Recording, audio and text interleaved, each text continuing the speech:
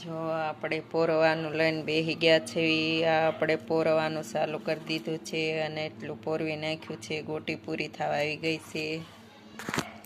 Hello my YouTube family, મારા નવા બ્લોગમાં તમારું સ્વાગત છે. જય શ્રી કૃષ્ણ, જય માતાજી. તો આજ સોમવાર છે, તો ભોળાનાથના મંદિરે આજ દીપમાળા છે. તો આપણે દીપમાળામાં જવાના છે અને અહીં આપણે બાજુમાં તે કહેવરાવ્યું હતું કે દીપમાળામાં આવજો અને શેરીના બધા બહેનો દીપમાળામાં જવાના છે. તો આપણે પણ જવાના છે. તો હવે આપણે તૈયાર થઈ જઈ, તો મારા બ્લોગમાં બના રહેજો.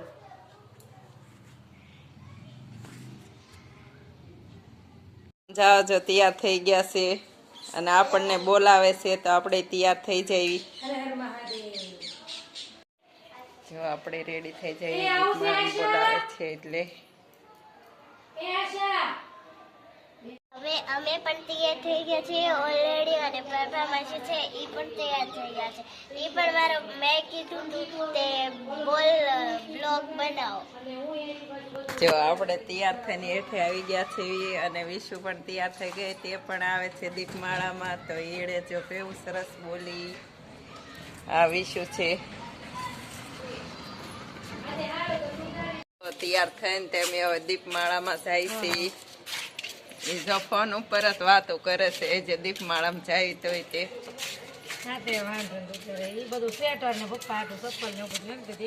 જો જેની દીપમાળા છે તેને ઘરે આવી ગયા છે અને જો આરતીનો આ તૈયાર કર્યું છે અને જે બનાવે છે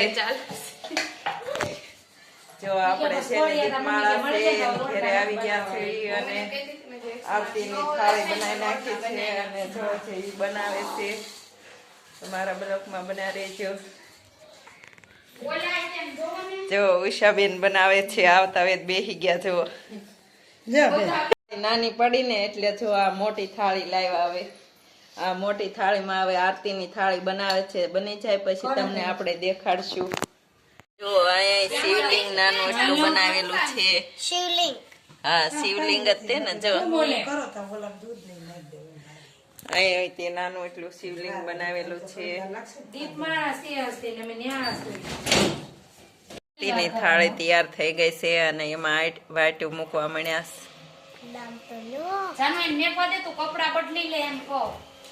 જો આરતીની થાળી તૈયાર થઈ ગઈ અને વાટ્યું તે મૂકવાની તૈયારી થઈ ગઈ છે. ઉષાબેન મૂકવા મળો ને વાટ્યું. જો આરતીની થાળી તૈયાર થઈ ગઈ અને હવે ઉષાબેન છે ને એમાં વાટ્યું મૂકે છે. તો આપણે એ વાટ્યું મૂકે તે જોઈ છે.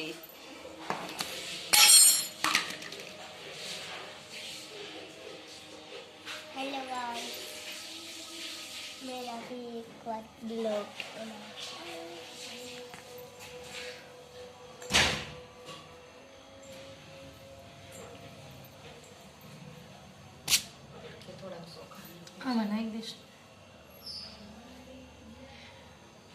જો પીળા અને લાલ બે જાતના દીવડા બનાવ્યા છે અને વચમાં ઓમ બનાવેલો છે. આ ભોળાનાથના મંદિરે જવાના એટલે આ ઓમ બનાવેલો છે અને આ દીપમાળા છે.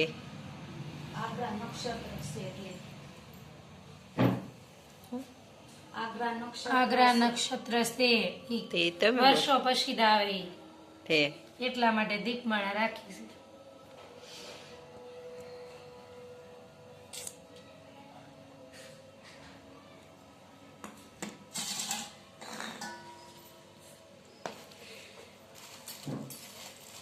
જો બધામાં દીવા મુકાઈ ગયા છે અને હવે ઘી પૂરે છે અંદર. આમાં ઘી છે અને જો આમાં ચોખા છે. આપણે ચોખા પણ હમણાં થાળીમાં મૂકવાના છે અને એટલા દીવડા જો વધી રહ્યા હતા તે ઘેરે રાખવાના છે મંદિરમાં મૂકવા. અને જો ઘી નાખવા મળ્યા છે ઉષાબેન. હવે તો બધા દીવામાં જો ઘી નાખવા મળ્યા છે અને વાટ્યું મુકાઈ ગઈ છે અને બધી વસ્તુ લેવાઈ ગઈ ને હવે આપણે મંદિરે જવાના છે. તો મારા બ્લોકમાં બના રહેજો. હવે આપણે મંદિરે જઈશું.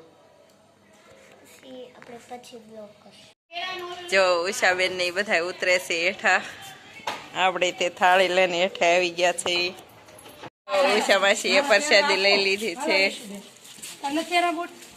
જો આપણે મંદિરે પહોંચી ગયા છીએ.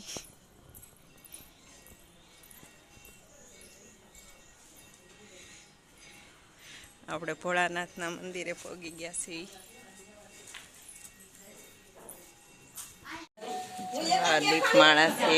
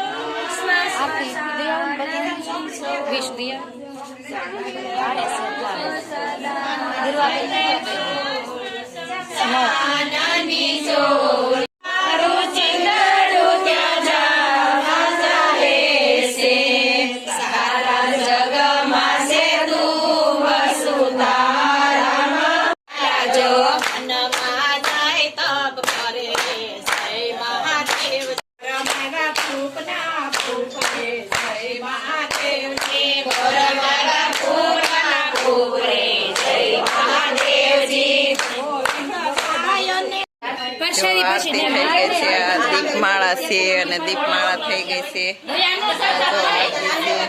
અને આ બાજુ જો પ્રસાદી પડી આપણને ખીરની પ્રસાદી મળી ગઈ છે. દીપમાળા થઈ ગઈ છે અને હવે આપણે ઘેરે જવાના છે અને પ્રસાદી પણ મળી ગઈ છે.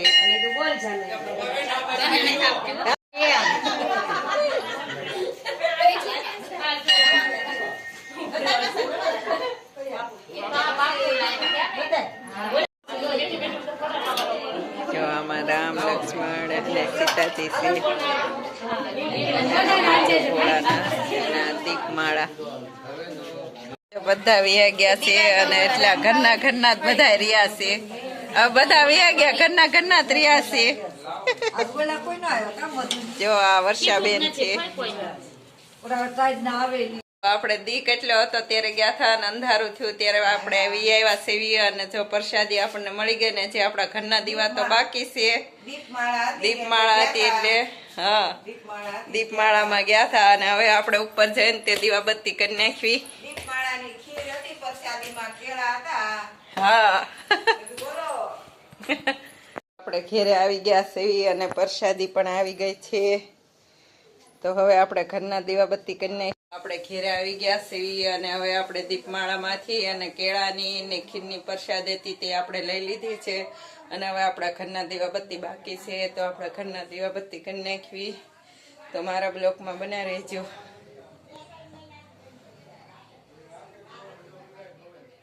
જો આપણા ઘેરે શિવલિંગ છે તો આપણે શિવલિંગની પૂજા આપણે કરવી છે. જો આ નાની એટલે આપણી શિવલિંગ છે અને આ નંદી મહારાજ છે અને આ આપણે ભોળાનાથની મૂર્તિ પણ છે અને આપણે જો ડમરું પણ છે અને આપણે આ શિવલિંગની અને ભોળાનાથની આપણે પણ પૂજા કરવી છે. અને આજ સોમવાર છે અને આજ જ્યોતિર્લિંગની સ્થાપના થઈ હતી અને વિષ્ણુ બ્રહ્માએ આ પૂજા કરી હતી ત્રણે. અને આજ અદક્ષર નક્ષત્ર છે અને આજ જ્યોતિર્લિંગની સ્થાપના થઈ હતી એટલે આજ બહુ સારો દિવસ હતો. અને આજ જે શંકર ભગવાનની પૂજા કરે અને દીપમાળા કરે તેને શિવરાત્રિમાં પૂજા કરે 100 ગણ્યું તેવું પુણ્ય આજ મળે એવું તે આજ દિવસ હતો. તો આપણે શંકર મંદિરે ગયા હતા.